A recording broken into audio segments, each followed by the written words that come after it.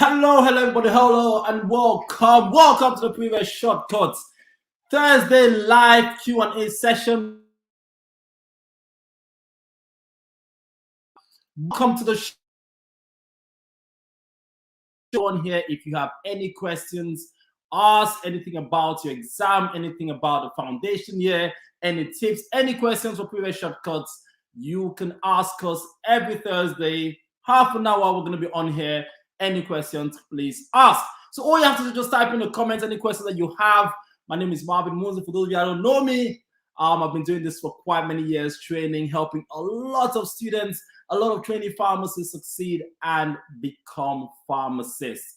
So if you got any question, this is the opportunity. You could type the question in the comments and I'll do my best to answer any questions that you have. So we're going to have this show every Thursday.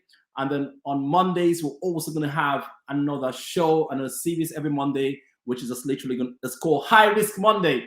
And what we do in High Risk Monday is we go through a few high risk topics. Why do we do that? Because majority of the questions in your exams will be on high risk drugs.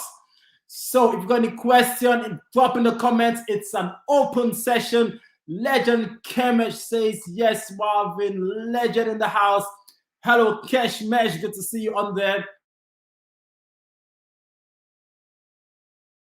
I'm here to help. I'm here to answer your questions to the best of my ability.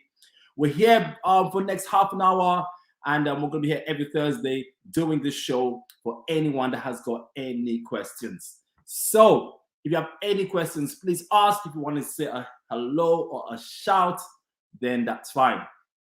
So just a little background about myself. I've been doing this for many years. I'm training several students, help so many students succeed, become pharmacists by literally showing you tips and supporting you throughout your foundation year or the pre-reg year.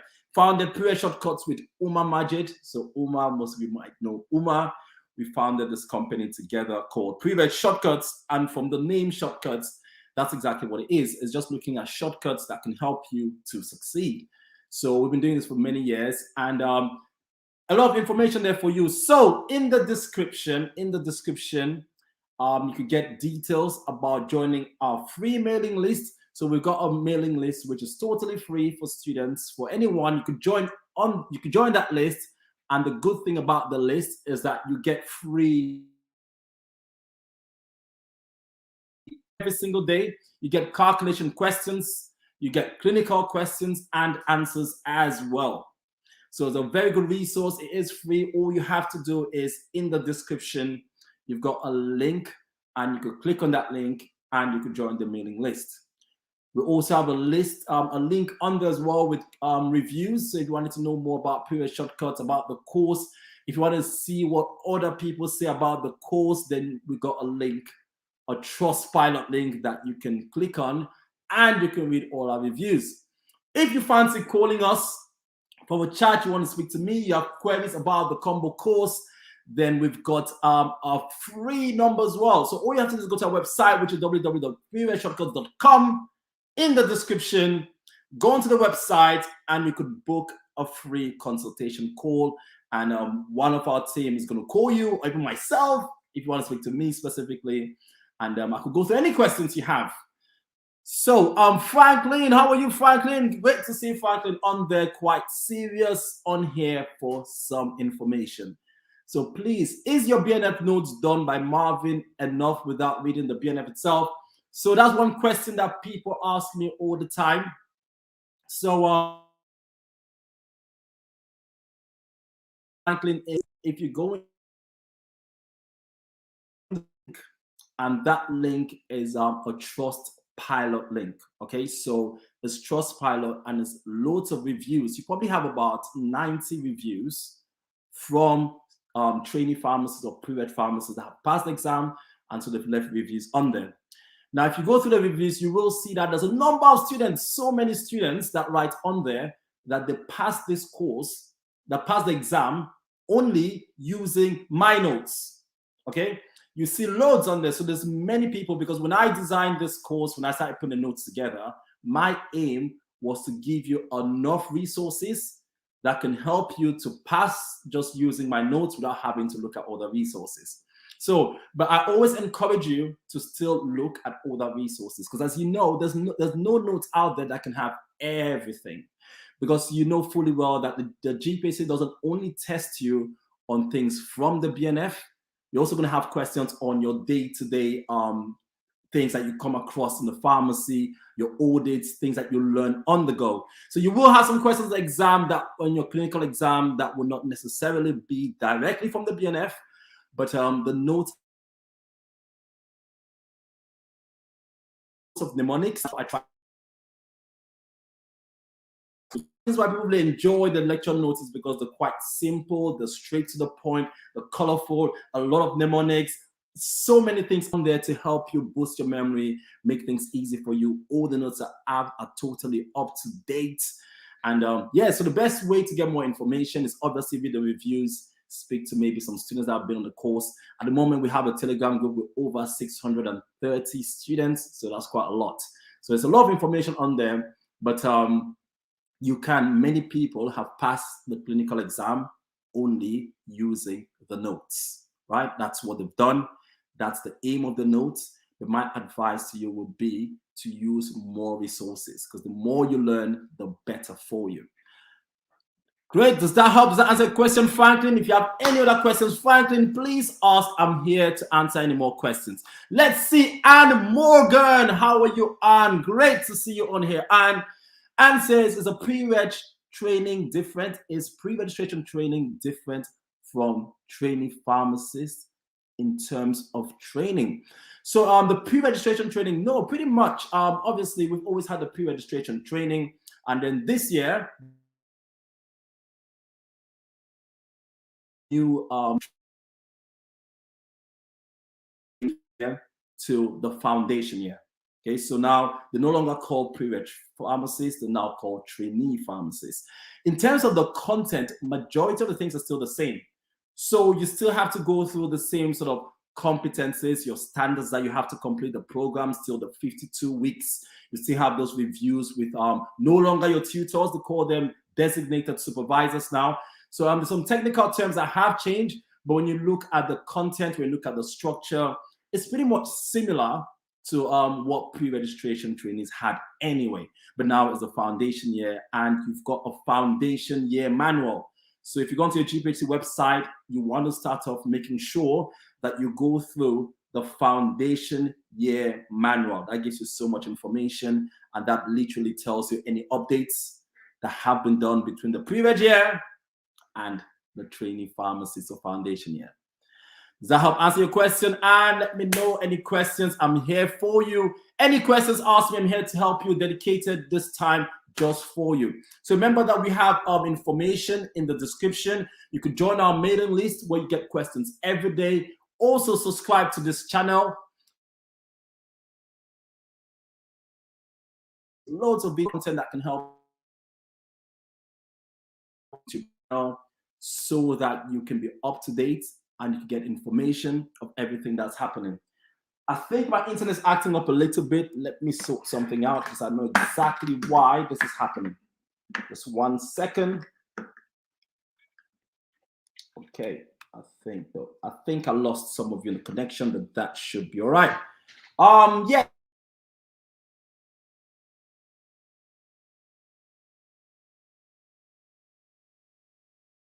Manual, the foundation year manual, which used to be called the pre-reg manual.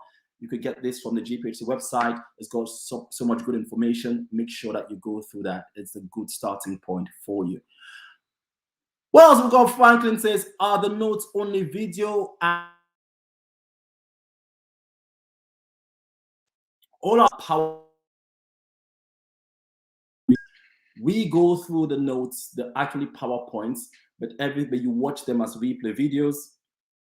The reason why we don't give them out in printable format is because of copyright reasons. So, but we give them as videos. So you have entire duration. You can use the videos to make notes, because all the notes and the lectures are live, but the PowerPoints, but then you get them as a video replay. Just like you've got this right now. You can watch the replays later on and make notes from the notes, and that's how the for you, Franklin. Good.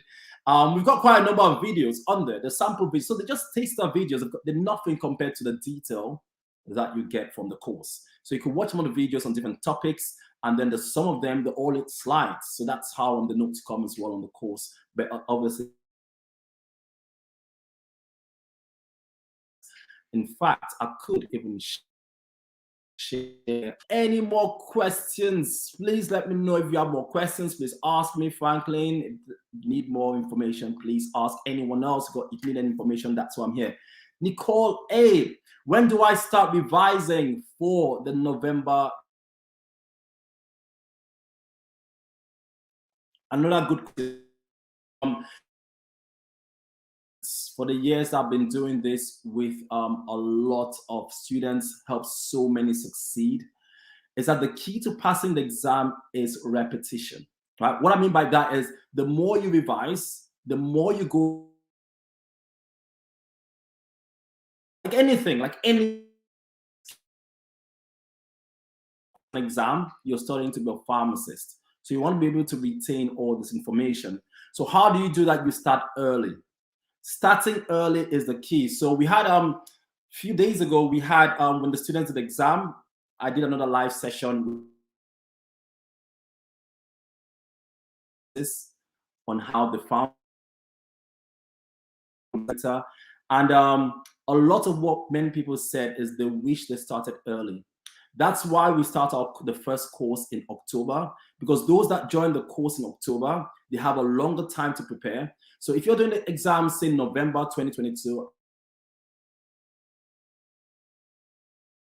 don't wait for time. Or some people tell you, oh, leave it till, I don't know, leave it till maybe July if you're doing it in November. That's totally wrong.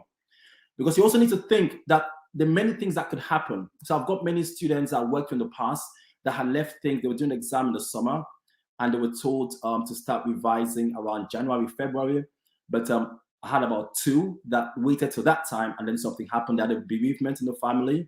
Another fell really ill for about 2 months, and so a lot of time was lost. So you've got to think that you cannot anticipate what's going to happen in the future. All you have is a present, and you want to do your best to start revising now. The earlier you start, the better, so that getting close to the exam, most students, what they do is all the way leading on to the exam, they're still trying to learn, they're still trying to, oh my God, I've not finished all the chapters, there's just so much to learn. I've got chapter 16 still outstanding, chapter 15, oh my God, I've not done my NEP yet, I've got the OTC, and then they start panicking. What you want to do is be in a different situation. If you're doing the exam in November, you want to make sure that even by September, because you got so much time, by September, you are ready. Like you are relaxed, you're ready for the exam because you've gone through a lot of things. So I will always tell everyone that the key to passing the exam is to start early. The earlier you could do, you're better off starting early and you're ready before the exam, as opposed to leaving things to the end and then try to be ready just around the exam, because it could be still so stressful, especially if anything happens that affects your revision. Does that help, Nicole? So start now. Start now for November. Start now. Start now. Start at a good, steady pace, so you don't have to rush anything. You need to have a good structure, a good plan. On the combo course, we give you a very, very good plan. As long as you follow that plan with a good pace, then you'll be fine. So you've got good time on your hands, and time is what will save you. Franklin's asking, can one join the combo course before the foundation year? So my advice to you, if you talk about before the foundation year, then I'm guessing that you're probably still at university. Is that correct? So we have so many students. There's one girl, she's amazing. She's called Leona, and she's currently on our course. She joined us in October. She attended almost all our free sessions when she was at university last year. And she asked the same question, because she was like, oh, Marvin, she was at university, but she was doing all these pre-reg courses that we're doing. So it was so exciting to have her. I really appreciate people that start early, right? So, and she asked the same thing, should I join the course now? And the advice that we gave her was, you want to do things step by step. If you're not in your foundation year yet, say you are in your 4th year at university, then your aim right now is to pass your university exams. So you want to focus on your university exam, right? And then once you finish that exam, we're always going to be here. And that's what we said to Leona and a few other students as well that joined us from university. And then now they've finished the exam, pass your exam, do everything at university. That's the priority. Once you've smashed that exam, you've graduated, then you've got time now for the pre-reg for foundation year. And pre-reg shortcuts is not going anywhere, Franklin. We're still going to be here. We're going to support you. If you need any information, if you need any help, if you want to attend, we do a lot of free sessions as well. You can also join our free mailing list. And we have a lot of connections with different universities. So last week, I was invited to Leicester University. Few weeks before that, we had UCLan. And actually, in UCLan, they use some of our videos for revision in the fourth year, right? So you could still use a lot of our resources. They're going to help you so much. They are free. Jump on the free mailing list. Get those questions every day. And then watch the videos. Join the sessions like you do. And keep learning. But the most important thing is the priority is going to be university. Don't worry about your foundation year. And then once you smash your university, you've done your final exams, you've passed it, we are going to be here waiting for you, Franklin, with open arms to join the family. So that's my answer to you. Nicoletta Kennedy, how are you, Nicoletta? How are you? Clinical question, no diverticular disease. We should avoid NSAIDs. Is it the same case for diverticulitis? Because I know for diverticulitis, you avoid antimotility drugs, codeine, and loperamide. Are you on the combo course out of curiosity, Nicoletta Kennedy? Let me know if you're on a combo course, because we spent some good time covering this chapter 1, GI system, and we went through your treatments for diverticular disease and diverticulitis. Do you know what, sometimes you need to know, do you know what the difference is between both of them? The difference could give you a clue on how to treat it. The difference will give you a clue. You're on the course, fantastic. Nicoletta, you're on the combo course this year, October, right? So we went through all of this with you. It is on the course in terms of treatment. So diverticulitis, so you got to think there was a difference. What did we say? I don't want to go into so much lectures now because there's like questions that do so much of that, and I get so excited about teaching. But you got to think diverticular disease. What is the difference between diverticular disease and diverticulitis? Diverticulitis is mainly the inflammation and infection. So it's like abdominal pain like you have with diverticular disease, but it's more serious, right? It's more serious, more infection, signs of infection, and also more inflammation. So generally, with diverticular disease, you just want to use normal painkillers. You don't really need to use NSAIDs. Okay, so these are paracetamol, should be fine. Okay, so I would say clinical question, diverticular, we should avoid NSAIDs. Is it the same case for diverticulitis? Diverticulitis, I think you can use NSAIDs compared to diverticular disease, but no need really using NSAIDs because you know fully well that NSAIDs could cause a lot of GI problems. It could make them worse. Okay, so in terms of the painkillers, you're better off using like paracetamol. Okay, so that's going to be my answer. But we have that in the notes detail. Go through the notes. If you have any more questions specific about the notes or anything, feel free to message me if you want. Send me an email. You're part of the course anyway, and definitely reach out to you. Okay, what else have we got? Kamesh in the house. What are some learning techniques that you emphasize on the most? So I always teach this. I always teach your learning techniques. So I'm going to give you guys a few things right now. I'm going to give you what I do with lots of students. Let me give you a very good structure that's going to help you. Where's my pen? So the 3 stages of learning. Right? Please, if you learn this stuff, Keshmesh, this is going to help you. There are 3 stages of learning. Right? The first stage of learning, when you start revising or learning some of your foundation year stuff, clinical, calcs, or anything. The first part, which is stage 1, is when things are totally new to you. So most of you, that's why I say start early, because the first stage, and I do this with so many students in my private group. I've got loads of students in private groups that I work with. I've got loads of one-to-one students, and I've got also the combo course that's got over 130 students. So it's all the same thing. I tell them the same thing. So what I'm going to tell you is, please remember this. This is so powerful. I need to write it down. So the first thing is you've got 3 stages of learning. The first stage is where you don't know anything. You've never done this before. You have no awareness of this, right? So you're learning something for the first time, all right? That's the first stage. The second stage, what's going to happen is when you've read stuff, but now you don't really remember, you've seen it before. You've seen it before. So for example, if you took your BNF, for instance, the first time you read the BNF, or if you're on the combo course, the first time you attend the lectures, there's going to be a lot of things that you've never heard before. You've never seen the all new information. So that's the first stage. You're learning something new. The second stage is you've now started reading these things. You've seen them, but they don't click yet, right? Like you've seen it before, but you can't really, like you could take the cardiovascular system and you could think, I could ask you a question. Let's look your hypertension algorithm, right? And it says you should use a thiazide-like diuretic.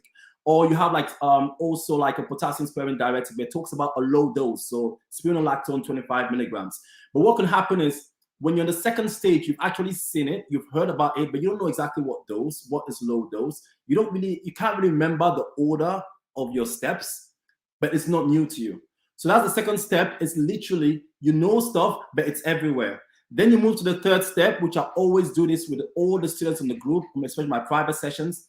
The third step is where you get everything together. So the analogy that I use for them, that I tell them, I say to them, the best way to learn is think about when you go into, imagine your bedroom has got things everywhere. Think about your bedroom, right? You go to your bedroom, you got your clothes, your socks, you got everything everywhere in the bedroom, right? It's everywhere. So you bought stuff, you bought all this, you've gone shopping. So think about you've gone shopping, you bought so much things. You bought your shoes, your skirts, your dresses, your shirts, everything. And you take that to your bedroom and you put it everywhere. So you have it, you've got the stuff. You know you've got the stuff, but you cannot find it. So the first step of learning, you have all these information from the shop comes into your brain. But when they come into your brain, they don't come in an order. They're like scattered everywhere. So when we teach you, and when I give people this stuff, when I do the combo course, I'm going to clinical, in the beginning, I'm giving you so much information, but that's scattered everywhere in your brain. Just like you go shopping, you buy all these clothes, all these shoes, and then you scatter them, you chuck them everywhere in your room. If someone comes to you and says, can you tell me where your pink or your red or your black t-shirt is, the Nike one, you're going to go, oh gosh, I don't know where it is. I know I've got it. I know I bought it, but I can't find it in this mess. That's stage two. Stage two means that you know you've got it. If not, you wouldn't know. So you know you've got it, but you cannot find it in this mess. So then stage three, what happens is that you tidy your bedroom and everything is labeled in different compartments. So you got your socks here, you got your shirts there, everything is labeled, your shoes, everything is tidied.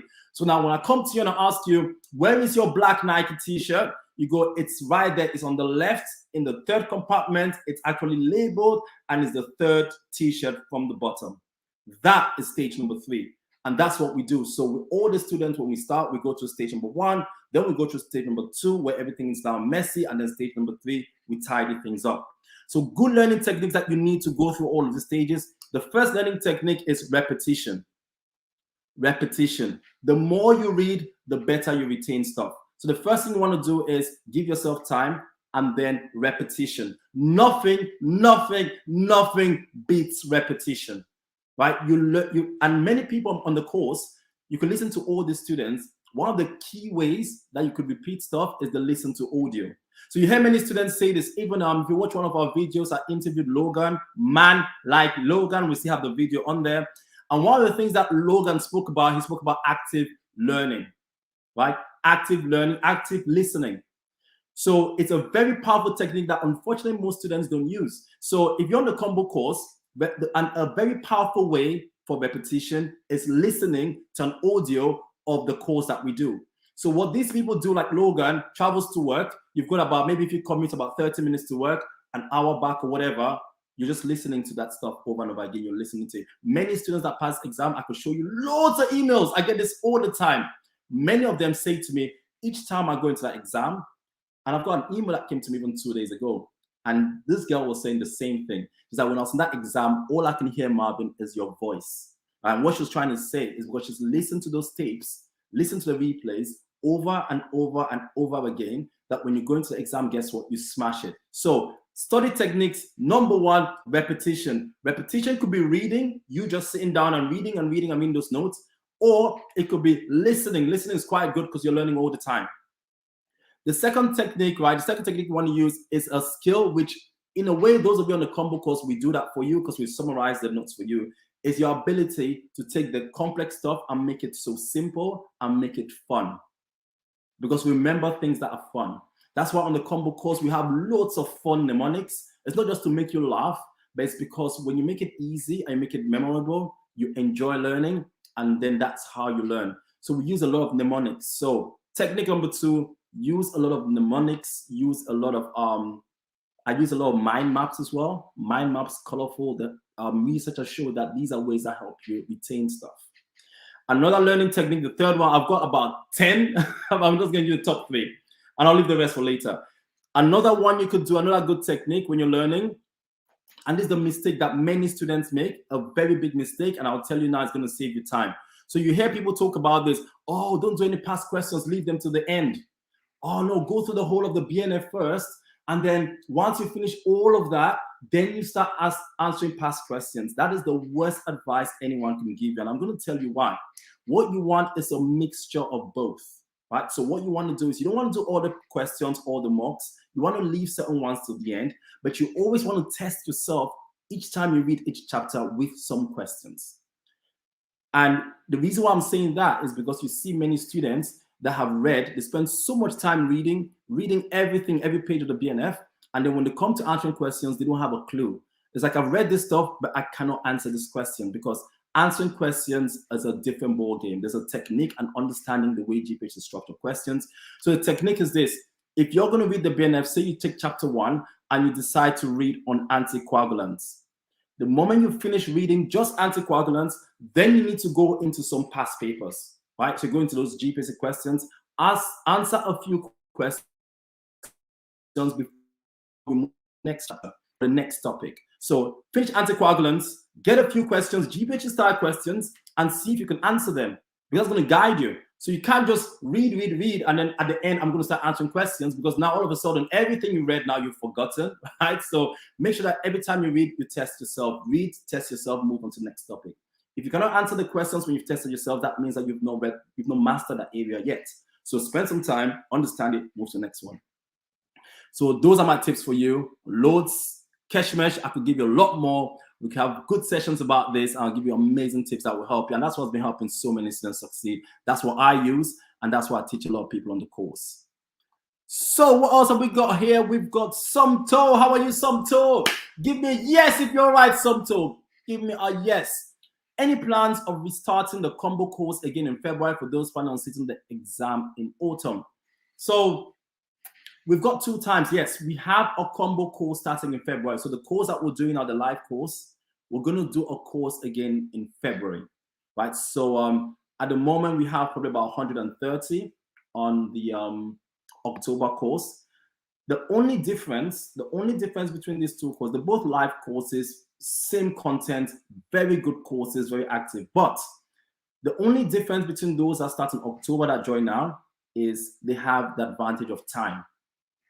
They have the advantage of time because since they start earlier, they learn the things early. They have more time to absorb those things. They have more time to go to those questions.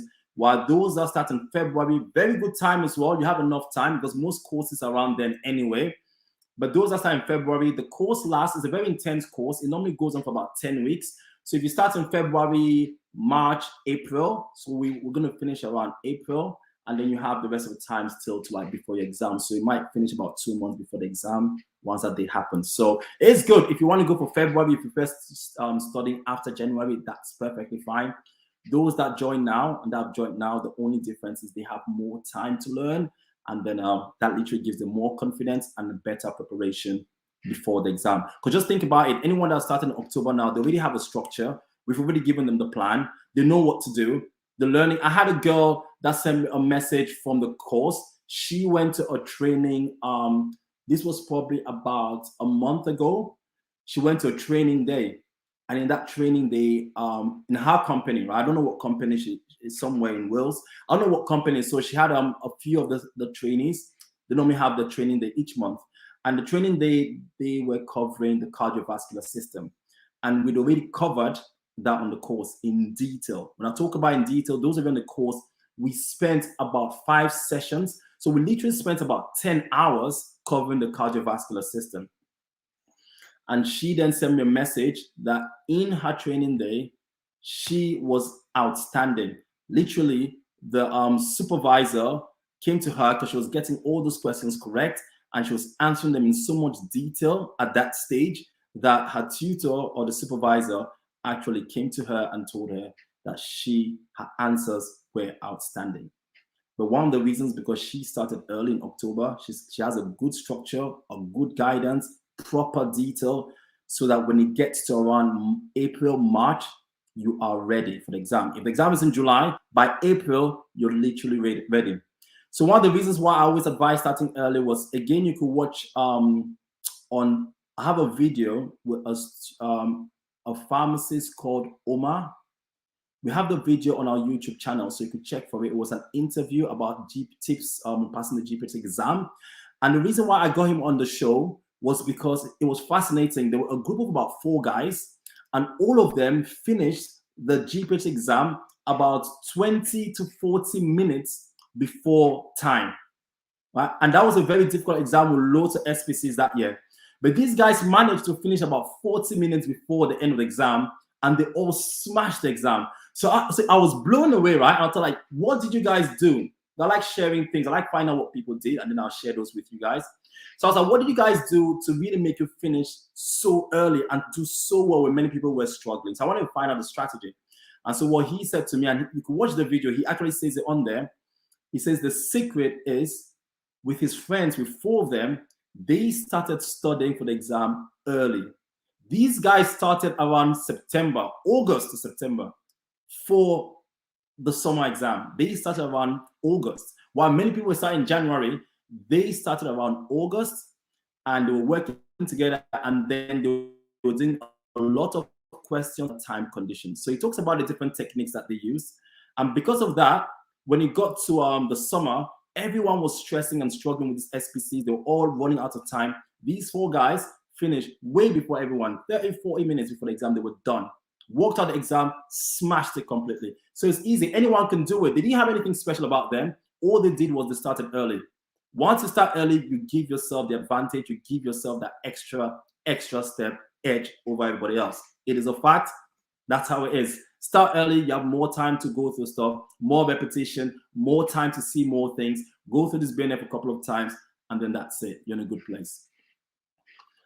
What else have we got? We've got, okay, Ketchum said brilliant analogy, great stuff.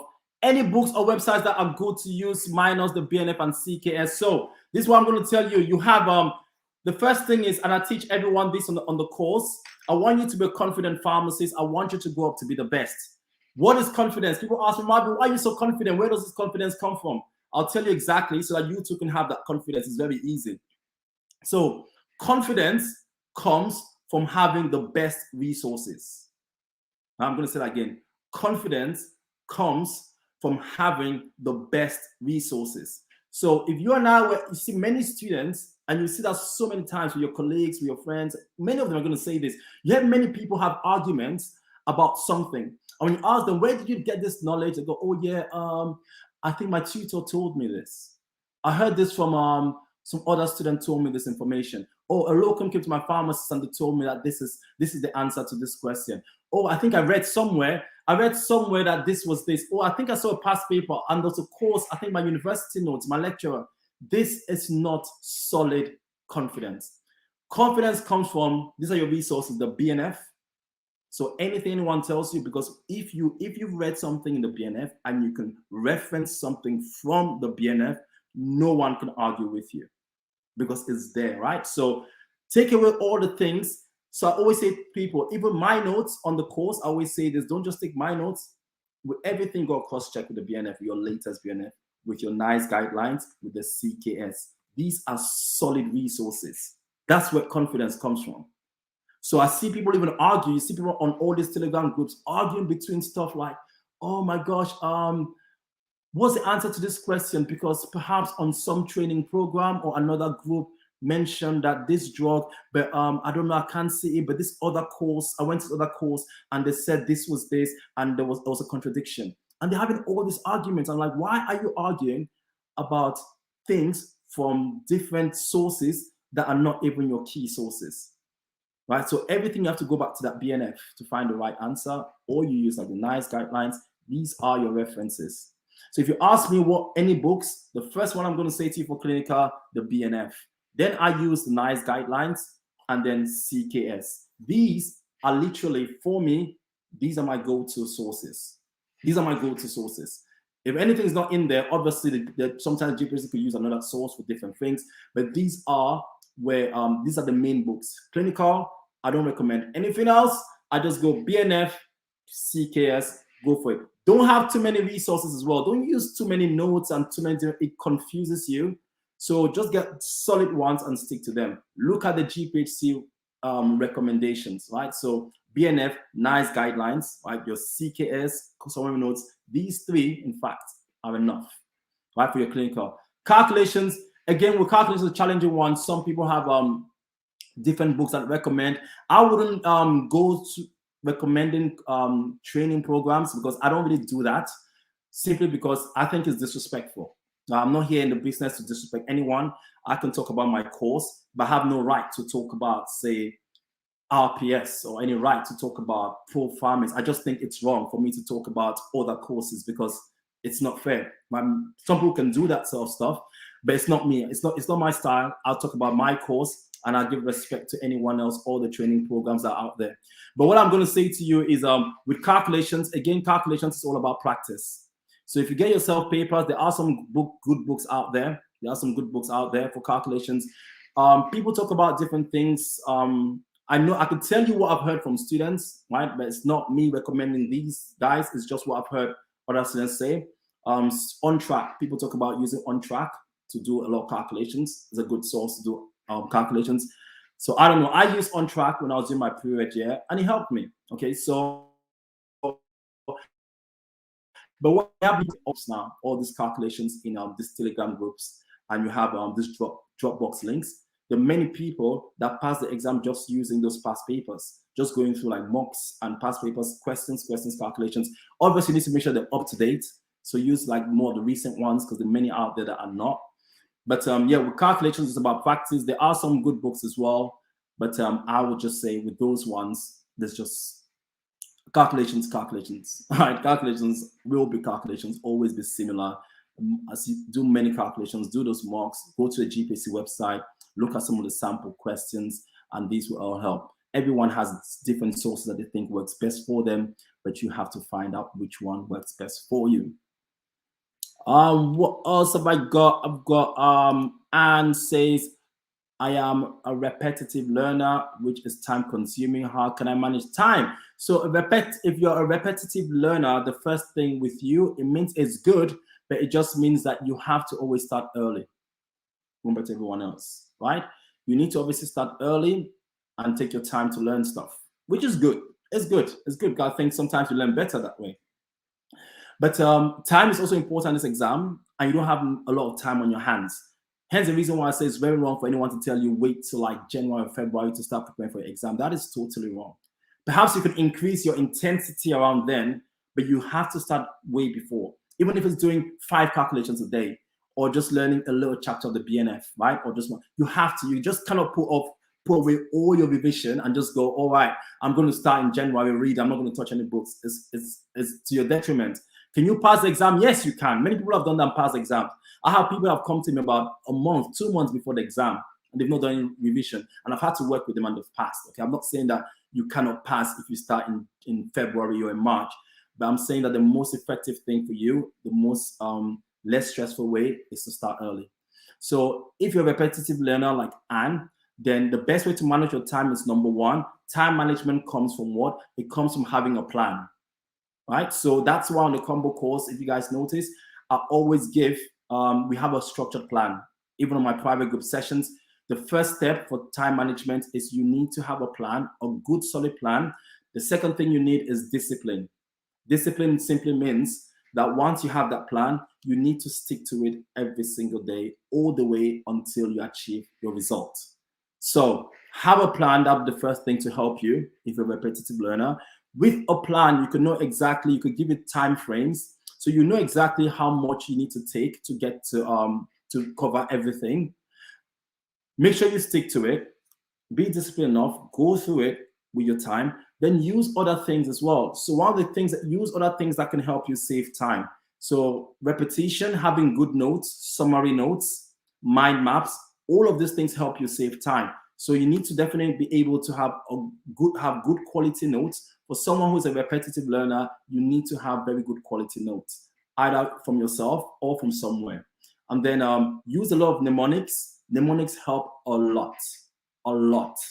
So for instance, like I learned so many things with mnemonics. You can watch some of my videos, like the digoxin, 2 kidneys, and things like that. Mnemonics help you remember things, and not just for the exam, for life. So use a lot of mnemonics that will help you. Have good summary notes, use summary flashcards, and then that's going to help you because your exam has a lot of content. This exam, there's just so much for you to keep going through all the time because there's just so much. But what you can do is you can have flashcards that can help you with key points. And then another thing is what I spoke about, active listening. So for someone that's a repetitive learner, to save you time, you need to listen to things actively. So if you're driving, you're going to work. If you're if you're at work in between your breaks, just listen to something that will help you as well in managing your time. So very important. Get yourself a good plan, prioritize it, have your dates. Previous short course, we've got a great one that we can give you. Stick to it, and then use a lot of mind maps, use a lot of summaries when you're revising, make some good summary notes so that over time, you don't need to read everything again. You can just come back to those key points all the time. I hope that helps you, Anne. Next question, we've got Keshmesh says, so for the summer exam next year, okay, is it too late to start now? If we haven't yet started at all, it's already end of November. No, of course not. It's not too late to start now. So say for instance, if you wanted to join the combo course, our course, and all the details are below. Our combo course, we have, I just started doing the CNS. So I've done the cardiovascular system. We have the CNS, which is a big one. And then we have endocrine, which we've still not done, a massive one. Basically, the chapters where you get a lot of questions from, your NICE chapters. I call them NICE because that's where the questions come from. So N is for nervous system, E is for infection, C is for cardiovascular system, and E is for endocrine. So I call them the NICE chapters, N-I-C-E, right? So your NICE chapters are the big ones. So like now on the combo course, because we spend so much time and so much detail, that's why the course lasts about 2.5 months. So we're just literally starting the CNS, then we have to do endocrine, then we have to do infections that are big chapters, and then I have other chapters as well to do. So if you join now, it's, to me, I think it's more advantageous, but you have access to the end of February, right? So until the other course starts, you have access to the course until the end of February. By then you have all your notes and you can use that, but you have access for about 4 months. So imagine if you join now, then what's going to happen is you have enough time. You have all the replay videos. So if you've missed any sessions, you still have access anyway to anything you've missed. You could join our live sessions. So we do live sessions every Wednesday and Sunday, and then the calculations every Tuesday. So this coming Sunday, if say you join now, then I'll have you on Sunday. And so you have so much, we still have so much to cover. So joining now simply means that you have access to all the replay videos, you have the structure, and then another powerful thing you get, and I'll tell you, every single student that's passed with us, the Telegram group. The Telegram group, listen to what Logan said, Payal, I did a video of Payal as well. The Telegram group is a life changer. You have about 630 people registered on there. All of those students, like some of them have passed the exam already, and then there's many that are training pharmacists, and the secret is working in numbers. So these guys help you with any question. So imagine you had any question whatsoever. It doesn't matter what time of the day. Put the question there and someone is going to answer that question for you. It's an amazing resource to have, like such a strong support network. And so say if you join now, then that means that you have access to that group. So you literally have a lot of months there with access to this group, and that group has a lot of resources as well. So all these questions that you guys are asking me, if you wanted to know like calculations, what resources to use, all of these things on the group, you're going to get answers to all of those things on there. So definitely worth, I would say, advise you to join now as opposed to February. You can join in February, which is still good. But if you wanted to head start now, start learning your stuff now, and just have a program that you can follow right now, so that at least you're prepared in advance. And I'll tell you, you speak to many students that failed the exam, many of them tell you, I wish I started earlier. Many of them, they don't talk about the exam being hard, just wish they had more time because maybe they wasted a lot of months at the beginning, or they didn't have a good structure at the beginning or good guidance and things like that. So that's my advice to you. If you guys want any information about the combo course, in the description, we have the links. Also, if you wanted some reviews to find out about the course, please, there's some reviews on there. These are Trustpilot reviews. So you could go into those Trustpilot reviews. You have probably about 90 or 98 even reviews in there.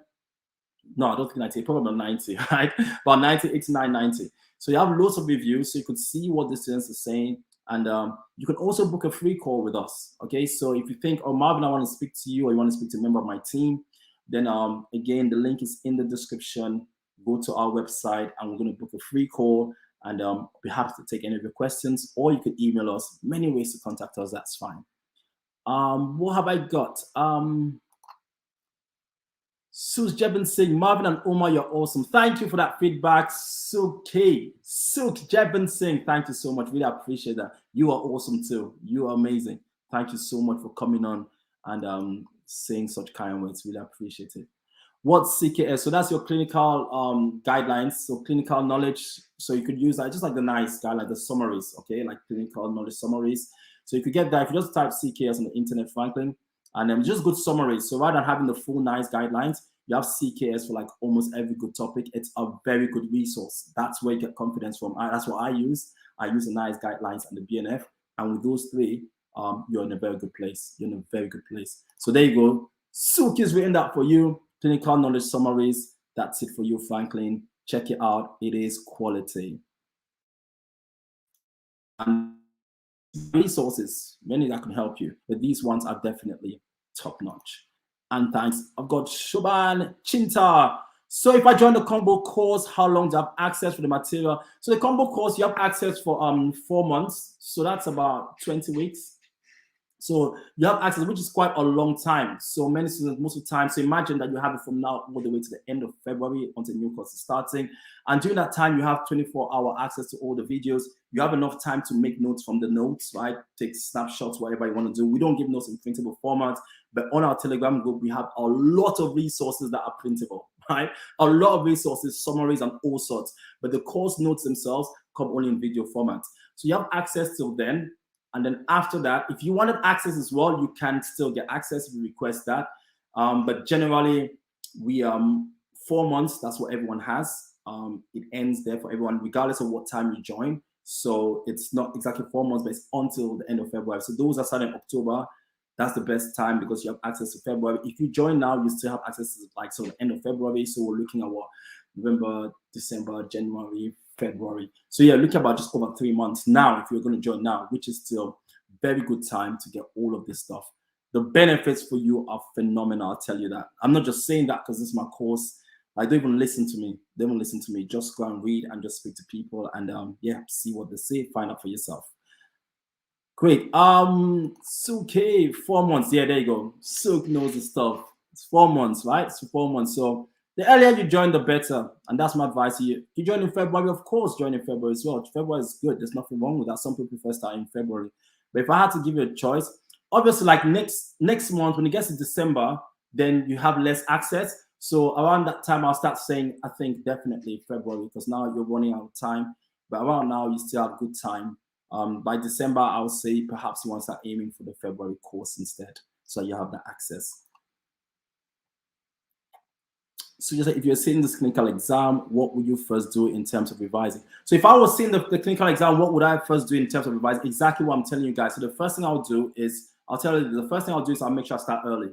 So if my exam was in the summer next year, so July next year, once they give us that date, the first thing I'm going to do, like now, I'll make sure, based on what people say, I'm going to start revising. So that's the first thing I'm going to do. I'll make sure I start now. How do I start now? I don't want to waste my time like just jumping around reading random things. So I want to have a very, very good structured plan to follow. So my first step will be, I'm going to start early. So step number 1, definitely start early. Step number 2, I want to have a good structured plan. All the way for calculations, for clinical, for OTC, every single thing. Checkbox, topics, lists, dates on there when I can complete them. So then I have a structured plan. Another thing you want to do is go through the GPHC framework. right? So I'll use the GPAC framework as my guide. So that's where you have, because even like when you do your plan, you do the plan based on your GPAC framework. So that's what I'm going to do. Then in terms of my revision, I'm going to spend every day, I'm going to have a certain number of calculations that I'm going to start doing every day from now. Okay, so I'll say to myself, perhaps I'm going to start off the first month, October, like now. If I start in, let's say I'm starting now, right? So I'm going to say from now, I'll probably be doing about 5 calculation questions a day, just to start off this month. 5 calculations a day, and then my clinical, I'm going to start from my high rating chapters, right? Based on that GPAC framework. I wouldn't start like from page 1, chapter 1 of the BNF, chapter 2, chapter 3. I'm not going to do that. I'm first going to go for the nice chapters. I'm going to start off with my cardiovascular system, right? Which is your chapter 2. And then I'm going to cover CNS, which is chapter 4. Then I'm going to go through chapter 5, which is infections, chapter 6, which is endocrine. Why am I going to do those ones first? Because the bulk of your questions come from these chapters. And these are the chapters that when it comes towards the end, if you're running out of time, you want to make sure that you've at least done these ones. Then my medium weighting chapters, then my low weighting chapters. So if I just give you guys a short plan, that's my long-term plan. If I want to give you a short plan, if you ask me, Marvin, what would you do then between now and say December? So I'm just giving you a short term. I'm going to make sure that every single day, I'm doing between 5 to 10 calculations every single day without fail. 5 to 10 calculations every single day. And then I'm going to start doing my cardiovascular chapter. And then I'll probably try to focus on 2 key chapters, high rating chapters between now and December. Like learn them properly, do questions on them. I'll probably take the CNS, and I'll also take the cardiovascular system. Because I know those are really big ones. So the moment I have that time to December, if I've covered those 2, then I'm in a good place. Then I'll continue the rest, come after Christmas, then I'll look at other chapters. But my whole aim is that I want to make sure that I'm going to have time to go through again, probably even 3 times over my high weighting chapters, at least master those ones. And then my medium weighting, low weighting chapters. That would be technique. That's how I is anyway. And I use a lot of mnemonics. So every time I'm reading a chapter, I have all those mnemonics. The combo course, I'm just going to keep coming back to combo course simply because I know that everything that I say to you guys, all my techniques and my strategies, I've put everything in the combo course. So when I see people doing the combo course, that's why we get so many good reviews, because I've put in so much effort, guys. You don't understand. Even those of you that have been on there, right? Subject, are you on the course? Who's on the course here? Who's on the combo course? Like the current course, October. Who's actually on the live course right now? If you're on the live course, if you can just write down like the sessions. When I do those sessions with you, just describe how to people that are not on there what these sessions are like. I'm so intense.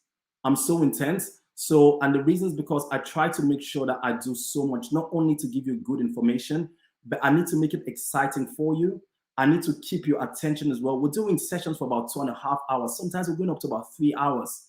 How do I keep you for 3 hours learning after a long day of work and still wanting more and still feeling like, wow, this is great, Marvin, this is fun? That's what happens in the course, right? So to me, is the key is to make sure that you enjoy your learning. I know that if you enjoy it, you're going to remember it. And that's what we do throughout. So this is how I'm going to revise. And then I go to the combo course all the time. I keep saying combo course because I've put everything in that course that I'm going to talk to you about. So I talk about things like use mnemonics, mind maps, repetition, take the information only from the BNF, the CKS, all these things I'm giving you. Those are all the things I've taken together and I've put to make this course. So anyone that's on the course is literally getting all of those things in one. When I talk about having a plan step by step, everyone on the combo course gets this plan that I've done with a very, very good plan.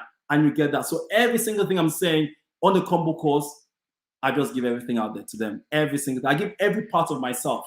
These are free sessions. I don't think there's anyone else that does as many free stuff like I do. And I'm not being funny. I'm not even being like, you could go and check yourself because I'm so passionate about what I do. And if I'm going to teach anybody, I give 100%. On the course, my energy levels are always high. I don't think there's anyone can say, well, Marvin came to the course and Marvin was like, I don't want to be there.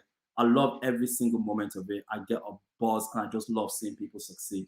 So yeah, so that's me. I am my course. I am it. I am it. What you see is what you get. What you see is what you get. And yeah, I know I can help anyone pass. And so if they want to do the work. So I always say to you that everybody, it's not about whether you can pass the exam. It's not a question of capability. It's always a question of motivation. It's not can you pass, it's will you pass. right? Will you pass? Not can you, because yes, you can. You have every single ability because you're at this level. So you have what it takes to pass the exam.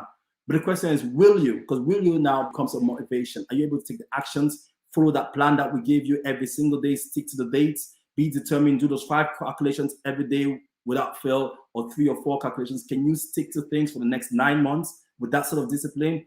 Then if you can do it, you have no problems, no challenges in your period. Yeah. So me, Anne, I'm guessing Anne, you're on the course. I'm guessing yes. And Anne says that yes, the information is in small, understandable bites. And that's what it is. We make learning fun. That's part of our slogan, right? As Period Shortcuts, if you look at the logo, it says on there, making learning fun. That's why we call it shortcuts as well. I'm learning from you every day. So, oh, great, man. It's good to have you. Good to have you. Having any problems, any questions, please reach out to me. I'm always here to help you. Email us, anything. I'm here to help. Always happy to help. It's going to start in February. Fantastic, right? It's time February. If you could join the course in February, join it. I promise you, you'll never regret it. Thanks. And how key is the preliminary chapters? Preliminary chapters are very important. They're very, very important because you do get questions from the exam. Questions like, and the good thing about the preliminary chapters is you don't want to read those at the beginning. You want to do everything and then you come to them at the end, because there are many things in the preliminary chapters that you naturally cover in the other chapters anyway, right? So I'll give you an example like hypoglycemia. You're going to cover that in the endocrine system in chapter 6, but in your preliminary chapters, you've got stuff on hypoglycemia. So if you did the MEP, there's a lot of stuff on CD drugs and all your guidance and things like that. You also have a lot of that in the preliminary chapters. So, but the other things is what are important. The GP likes asking questions on hypoglycemia from that chapter. They love questions about MHRA reporting. So that's really in the preliminary chapters about when to report side effects of drugs and things like that. They have those questions. Things like biosimilar medications and definitions, medicine optimization.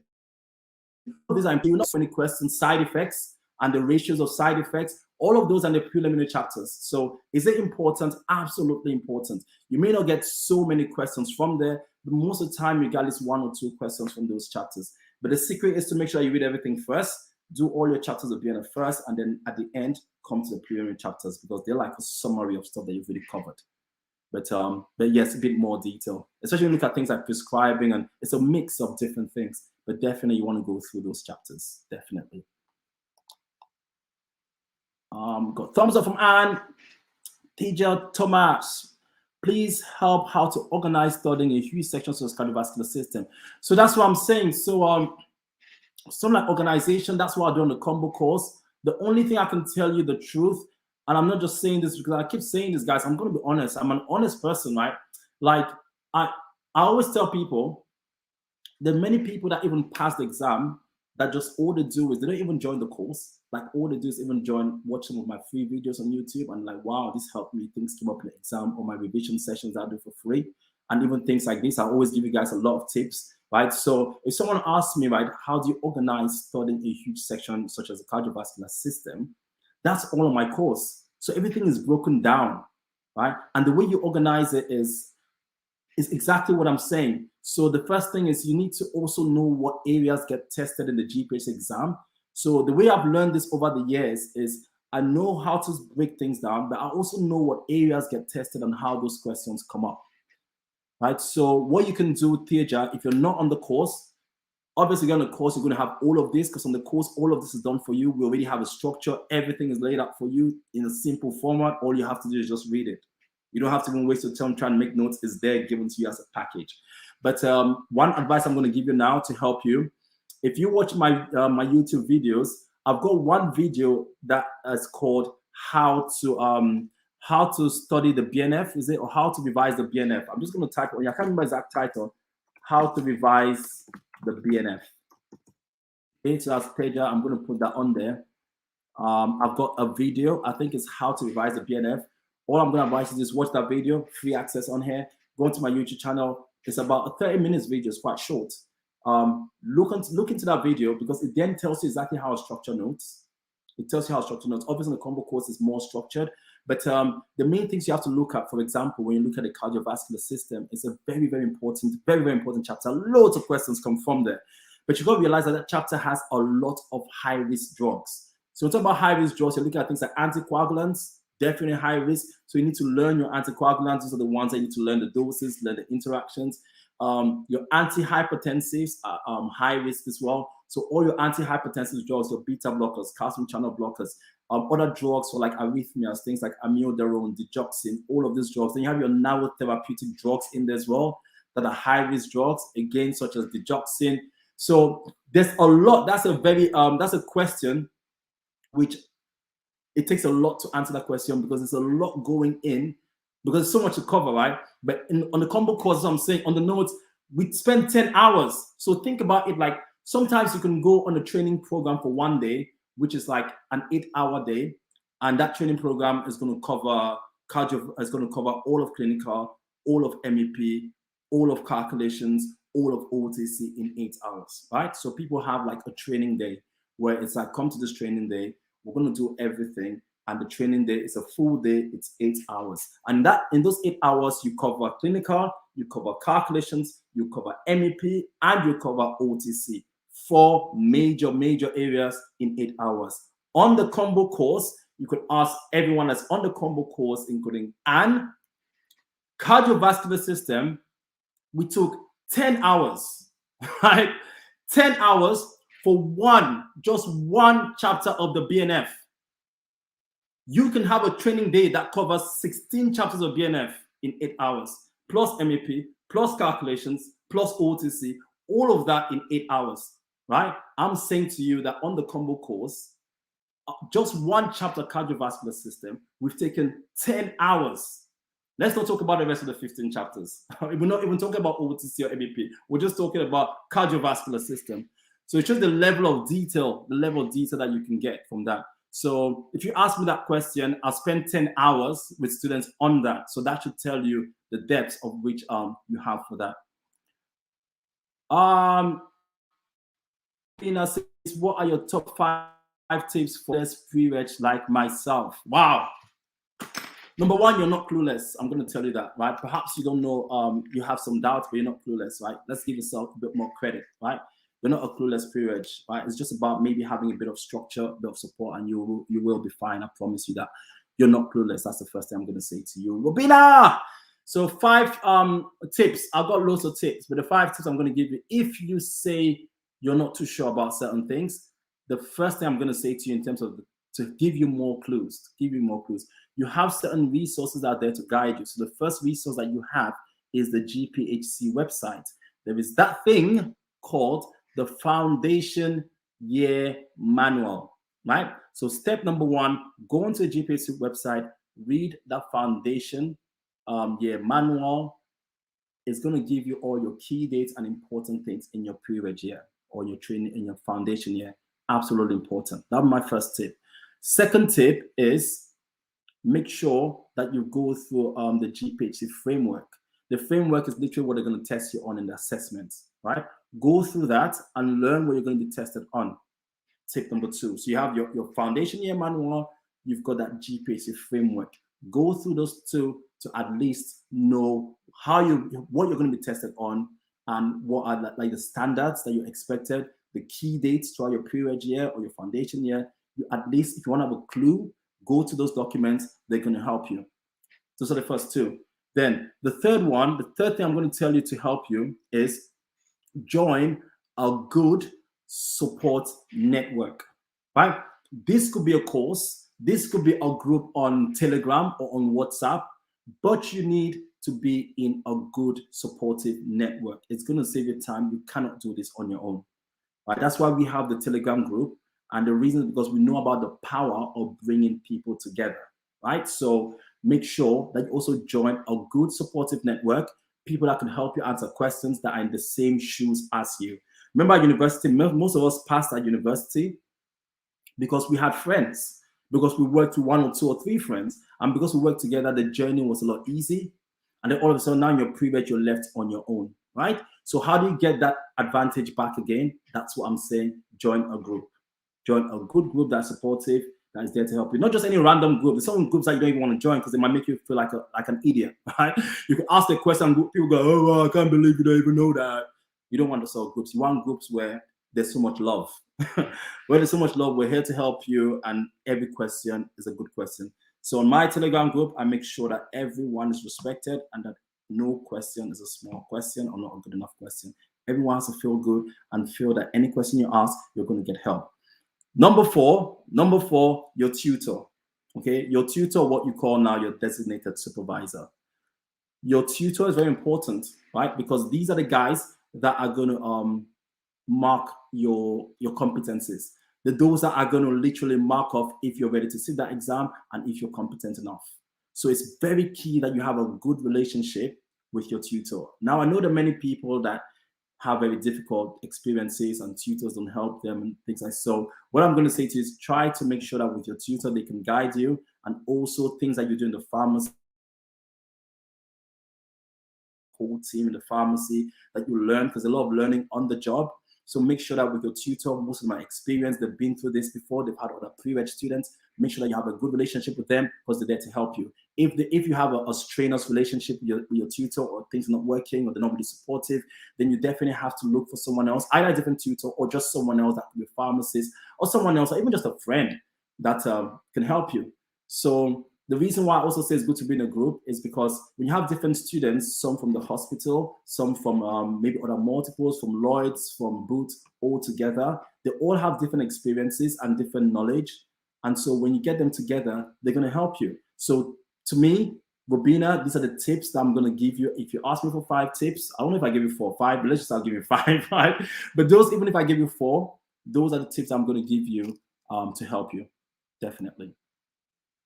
From your experience, what paper do pre-reg find the hardest, CARCS or clinical? Oh, that's it all depends. There's no, from my experience, it changes. I'll give an example. Generally it changes, to be honest. I can't tell you because I've got students that are not good at math. Sometimes you're just not good at math. I wasn't good at CARCS. So regardless of whether exam was tough or not, CARCS wasn't really my strong point. Clinical was, right? So I don't really get, it's a 50-50. I meet many people that students, the fact that it's just so much, it's just too much clinical and they need help. But the exam, every exam varies, right? So for instance, like this exam now that just got done in November, many of the students said CARCS was easy. The clinical was a bit challenging, right? So, and the exam before that, sometimes the like clinical was very easy, but the CARCS was a bit challenging. So it sort of changes. I don't really know. I don't really have students saying like maybe they find one more difficult than the other, but you have a mix. Some people just struggle more CARCS, other people just struggle more with the clinical, or really depends on that person. But I guess in terms of clinical, because it's just so much out there, clinical feels like, because clinical is not just the BNF, is it? Because you also have OTC and MEP and all of that. So in terms of that, there's so much content. So perhaps people struggle more clinical because it's just a lot of content compared to calculations. But with calculations as well, you need guidance. So my tutor tells me there's some years they have asked random questions like autoclave, temperature. How can we prepare for this? Okay, so what I'm going to tell you is many people get put off because many people try to tell you about random things, weird things. Remember, and I always do this in my motivational sessions, the GPHC are not there to make you fail, contrary to popular belief. They're there to give you what's realistic, right? Sometimes some mocks are there to trap you. They're not in the business of trying to give you tough questions, right? You may have, and that's true, Yunus, I'll tell you always have in every exam, there'll be 1 or 2 or 3 crazy questions, random questions that you're like, gosh, I've never seen, what is this question? That is true. But in the big scheme of things, it doesn't really matter, because you've got to think that you've got 120 questions for calculations, for instance, right? You've got 120 questions for calculations. You can fill up to about 34 questions and still pass, right? So they're going to give, just like in calculations, they're going to give some tough questions. But what I'm saying is, in the grand scheme of things, you wouldn't really worry about that, because most of the questions they're going to give you are realistic questions with things that you should know. They may just drop a random thing in there, but don't even worry. You cannot start preparing for the weirdest of things, because they're always going to drop that. And just like some questions will not even be from the books. It might just be from your daily life. They expect you to know something that's happening, something that's current, right? So don't even worry about that, because that could put you off. That is not even something. People that mention these sort of things, yes, it is true, but you're not expected to pass everything in the exam. But don't go around getting scared or like, wow, the GPH is going to ask us all these random questions like autoclave temperature and random things like that. Because as I mentioned, more students always pass this exam than fail the exam. I'll give you for statistics, for instance, for the summer exam, every year in the summer, I'm going back from, let's say, 2011, right? So the past sort of 10 years, every single year in the summer exam, you've always had above between 72% and above pass rate, right? So the pass rate has always been 72 and above. You've had 79, 80, 85. There's even one year you had 95%. So you always have more students passing this exam than failing this exam this summer. At least 70%. I'm telling you 72% since 2011. So what does that tell you? That tells you that not all of these students, most of them don't get all questions right, by the way, but they have an allowance, like 34 questions. So all of them might have seen all these questions that you talk about, like autoclave temperature, but it doesn't really matter because most of the other questions are fine. So when you see random weird things that come up, you cannot really prepare for random weird things. Or you can just prepare mainly for the common things going to ask you, because if you prepare for the exam well, even if they gave you one random question that you got wrong, you're still going to pass the exam. You're still going to pass the exam. So Teja, waiting for the next combo course to start. Yes, so you can enroll on the course now for February. So you guys know you can start enrolling on the course for February. So of course, this courses they're quite intense and there's a high demand. But if you wanted to secure your place, you can secure already from our website. We've got the links in the description, and you can enroll for February. So Jeff, why is mind mapping good? Oh, mind maps are absolutely fantastic. Personally, I think mind maps are the most effective tool for memory. They're the most effective. I'm not just saying that from my experience. Research shows that. So I can tell you straight away why. Okay, so think about it this way. Many people, let me just ask you, Suk Jebin, let me ask you this question while you're asking. Tell me, when you make your notes, what do you do? Do you use color in your notes? Do you use pictures? What do you do? Do you just write them black and white? What do you do in trying to make notes for yourself to remember stuff? Just tell me what you use. Do you use highlights? What do you do? What do you do? So if you tell me what you do, I'll tell you why mind maps are the most effective tool. The reason is because mind map combines the different things that people do that have been shown to help your memory all in one system. Right? So, Suk Jevin, you've written coloring, right? So coloring is part of a mind map because colors help you. Your brain remembers things in colors, not in black and white. So this is science, right? So you remember things more in color than in black and white, different color pens. Why is mind map so good? Mind map uses colors, number one. So if you're someone that you like using coloring, then mind maps are definitely going to help you. The second thing that mind maps do is that mind maps form what we call associations. The whole of the BNF is about making connections. When you look at the questions, and that's why people that don't make connections, they find it harder to answer GPHC questions, because the questions, the way the GPHC says the questions, they don't just take questions just from one chapter. They're going to give you part of the first chapter mixed with something from the second chapter, with the third chapter, to make sure that you're connecting. So you know when I spoke to you guys about stage 3 of learning, when I said stage 3 is when you arrange your closet, everything is labeled, that is connections. That's when everything makes sense. So a mind map is very good because when you do a mind map, you're literally branching. It's the way your brain naturally works, right? So now you're making connections with mind maps. So the whole topic will be seen on a paper. If you did a mind map and you look at a paper, you can see how many things connect in your body, in the system, how the cardiovascular connects with infections and all of this. It's a very good visual representation. Another thing as well, how many of you use like keywords for your notes? So rather than writing everything, you write key points, keywords, because keywords help you retain a lot of things. So you have keywords. Mind maps use keywords, they're easy to read. A keyword then connects you to many different words. All right. So if I take digoxin, for instance, that's a keyword for me. But when I see digoxin, I can have a visual representation in my mind, right? I could see many things like potassium. I can see all of that, nausea and vomiting. I could see like the yellow vision. See all of those things happen with digoxin, right? So that's what mind maps do. They use keywords. And then another thing, the most powerful thing that mind maps use is pictures.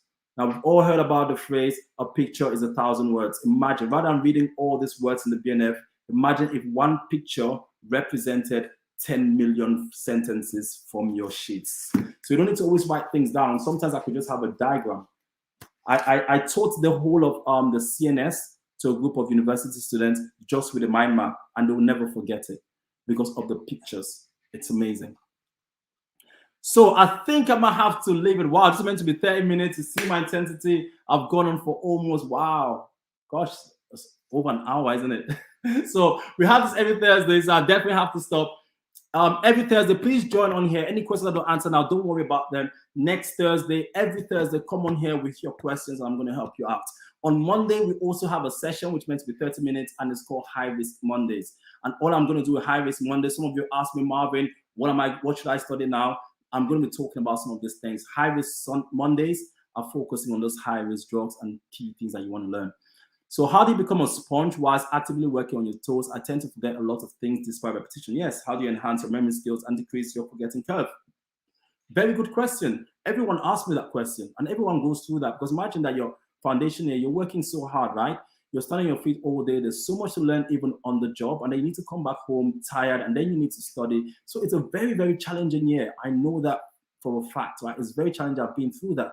That's why I try to make things easy for you on the combo course, because imagine, I know that you've had a boring that work. I know you have all of these things. And the last thing I want to do is then take your time to then start giving you more stuff and boring stuff. So how do you become a sponge? No one has that gift, right? What you have to do is, number one, you need to work hard, right? Hard work beats any skill, right? If you work very hard, so then first, and working hard is not just about working hard, but also working smart. So again, it's having that good plan. It's having a good plan with you. It's having a good support network, people that are there to help you, that to support you. All of these things come together to produce what you're looking for, right? So there's just not one way. It's a whole system of things together. And when you put all those things together as a system, all of a sudden, your memory is great. All of a sudden, things are working so well. Things are really flowing, all right? And that's what enhances your memory skill. When I talk about mnemonics, when I talk about mind maps, when I talk about good tricks, laughter, using different things that could, like now, I've explained to you 3 steps, right? I've explained to you guys 3 steps of learning using your bedroom and using shopping, something that you understand.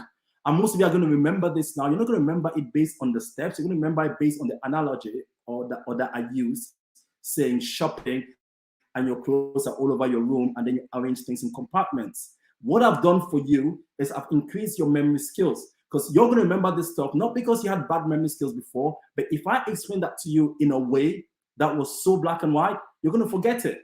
You're going to say to me, oh, Marvin, I don't remember that stuff. But now that I've taken something that you know, something that you're used to, and I've explained that to you, now you'll never forget it. So what we've done is we've enhanced your memory.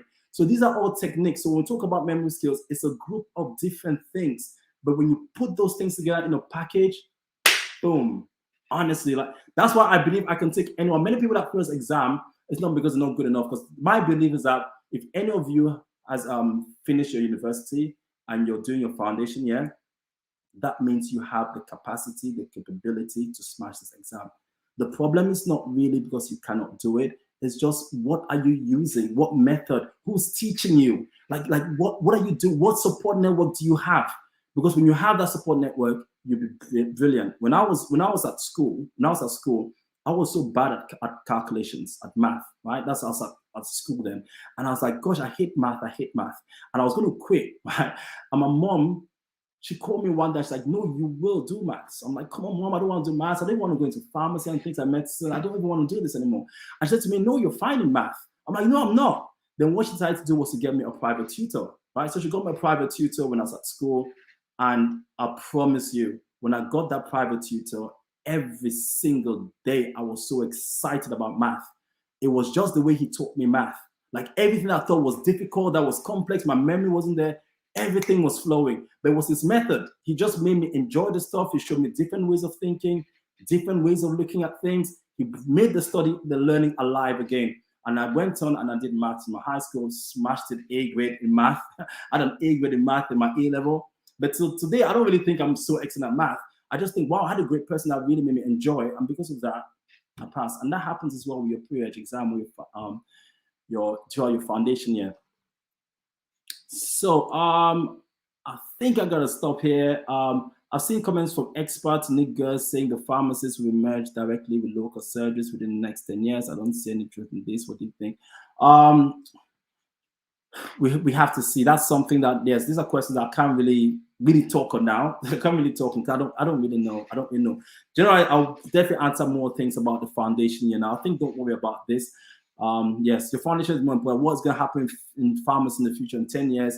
Of course, there are many things that can happen. Yes, pharmacists will merge directly with local surgeries. I can see that happening.